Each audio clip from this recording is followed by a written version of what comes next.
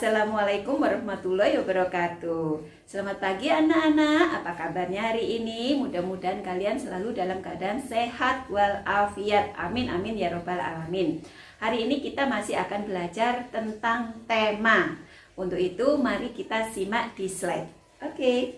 Tema 3, subtema 2 IPA. KD 3.3 menjelaskan organ pencernaan dan fungsinya pada hewan dan manusia, serta cara memelihara organ pencernaan manusia. Kita akan mempelajari tentang penyakit pada organ pencernaan. Ada beberapa penyakit yang bisa menyerang organ pencernaan. Yang pertama adalah diare, 2 disentri, 3 cacingan, 4 gastritis, 5 radang usus buntu, 6 radang dinding lambung. Kita bahas tentang diare. Biasanya penderita diare mengalami BAB bercampur air yang berkali-kali. Diare disebabkan oleh virus, bakteri, alergi, makanan pedas, ataupun kurang gizi. Penderita akan kehilangan banyak cairan tubuh, bahkan dehidrasi. Diare yang disebabkan oleh kuman dapat menular melalui feses. Pengobatan diare dengan obat untuk menghentikan diare, misalnya norit atau karbo tablet yang bahan utamanya adalah karbon. Untuk menghentikan cairan tubuh yang hilang, penderita diberi oralit atau penggantinya yaitu larutan garam campur gula, yaitu dengan komposisi 2 sendok makan gula ditambah 1/4 sendok teh garam ditambah segelas air teh. Nah, ini adalah gambar usus yang terserang diare. Jadi ini adalah kuman atau bakteri yang ada di dalam usus ya anak-anak, sehingga menyebabkan diare.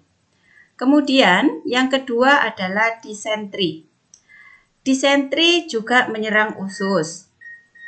Disentri disebabkan oleh kuman yang berupa bakteri atau amoeba yang menginfeksi usus hingga usus meradang.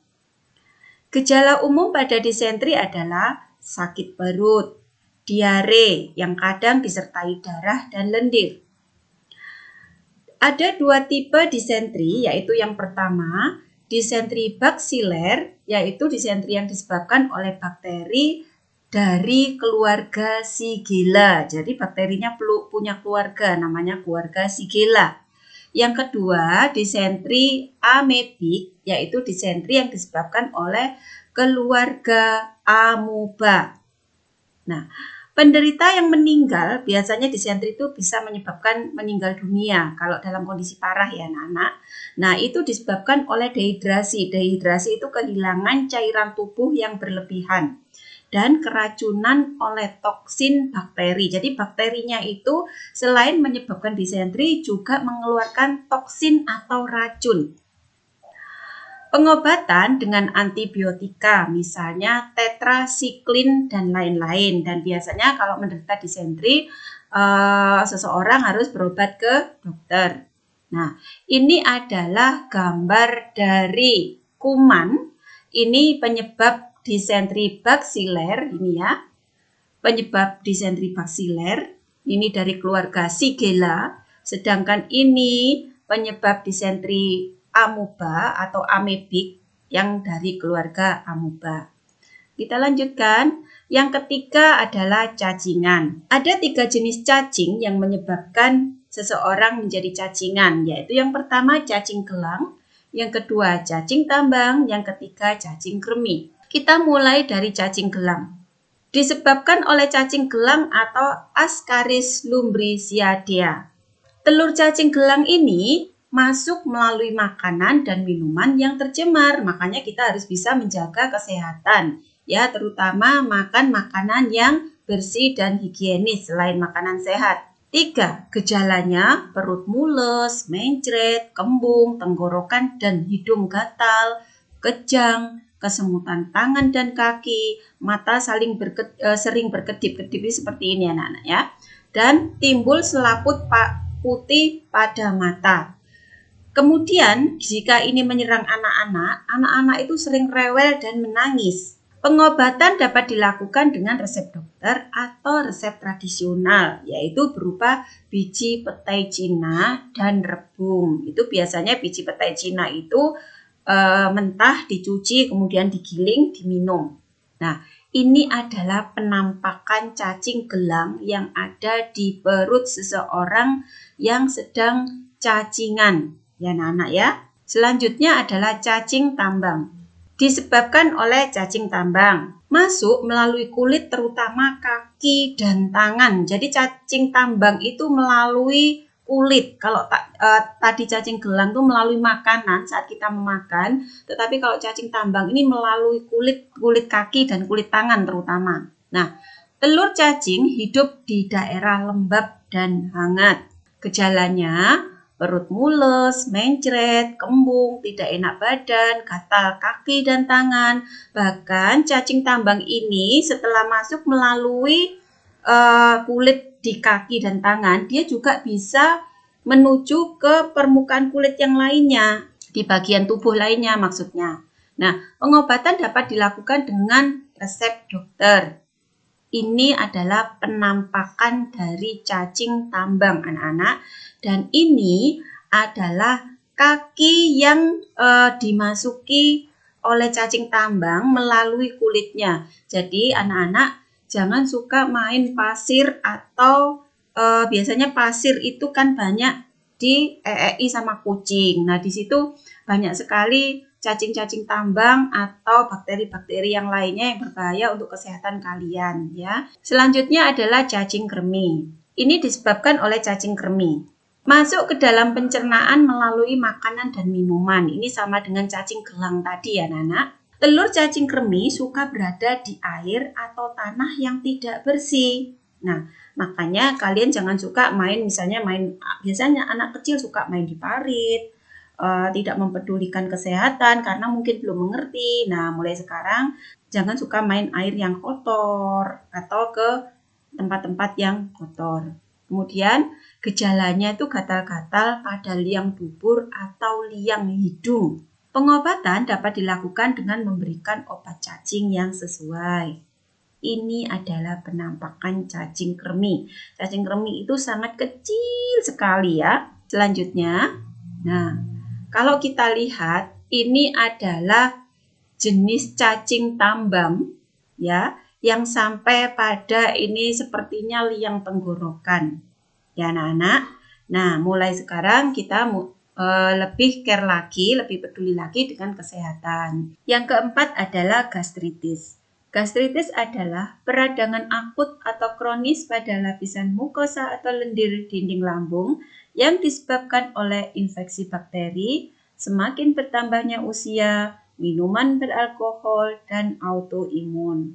Gastritis juga bisa disebabkan oleh makanan yang mengandung kuman penyakit dan juga karena kadar asam klorida HCl pada lambung terlalu tinggi. Gejalanya adalah nyeri yang panas dan perih di perut bagian ulu hati, perut kembung, cegukan, mual, muntah, hilang nafsu makan, cepat merasa kenyang, dan BAB berwarna hitam. Pengobatannya yaitu dengan pemeriksaan dokter. Biasanya akan diberi dengan obat pereda rasa nyeri atau antasida dan antibiotik. Nah, ini anak-anak adalah gambar dari lambung yang normal. Dan ini adalah lambung yang menderita gastritis ya. Jadi di sini terjadi peradangan di dindingnya ini ya. Ini warnanya lebih merah daripada lambung yang normal. Kita lanjutkan. Selanjutnya yang kelima, radang usus buntu. Radang usus buntu atau biasa disebut dengan appendicitis adalah penyakit infeksi usus buntu. Gejalanya adalah sakit perut sebelah kanan bawah. Radang terjadi jika lubang antara usus buntu dan usus besar menaik, tersumbat, lalu tertutup. Penyumbatan bisa lendir atau benda keras seperti biji terong atau biji cabai. Karena tersumbat atau tertutup, bakteri dalam usus buntu membuat dinding usus buntu terinfeksi dan kemudian meradang. Penyembuhan dilakukan dengan cara operasi, yaitu memotong usus buntu yang meradang atau apendiknya dipotong. Nah, ini adalah gambar apendik atau usus buntu yang normal, ya. Ini normal. Sedangkan yang B ini adalah usus buntu atau apendiknya terinfeksi sehingga meradang, ini memerah dan membesar. Dan ini jika dibiarkan atau tidak dilakukan tindakan operasi, jika ini pecah, maka penderita bisa meninggal dunia. Nah, letaknya apendik atau usus buntu ini letaknya adalah di ujung usus besar yang terletak di sebelah kanan bawah. Ini anak-anak ya, di sini. Ini kan usus besar nih. Nah, ini usus besar, ini menuju anus, ini menuju anus. Sedangkan apendik berada di sini. Kita lanjutkan. Yang keenam, radang dinding lambung. Radang dinding lambung menyerang membran mukus yang melapisi lambung. Gejalanya sulit bernafas, feses berwarna gelap bercampur darah, dan sakit kepala. Penyebabnya adalah bisa alergi makanan, minuman beralkohol, atau obat-obatan, racun atau bakteri. Pengobatannya dilakukan sesuai dengan penyebabnya dan diberi antibiotik jika penyebabnya adalah bakteri. Nah, kalau kita lihat ini adalah dinding lambung ya anak-anak ya. Nah, ini adalah lambung yang terserang radang, ini seperti ini. Nah, jika dibesarkan ini radangnya, nah terluka seperti ini anak-anak ya. Itu tadi adalah berbagai macam penyakit yang bisa menyerang saluran pencernaan manusia. Hari ini itu aja dari teacher anak-anak. Semoga kalian bisa dapat memahaminya. Selamat belajar, tetap semangat, dan wassalamualaikum warahmatullahi wabarakatuh.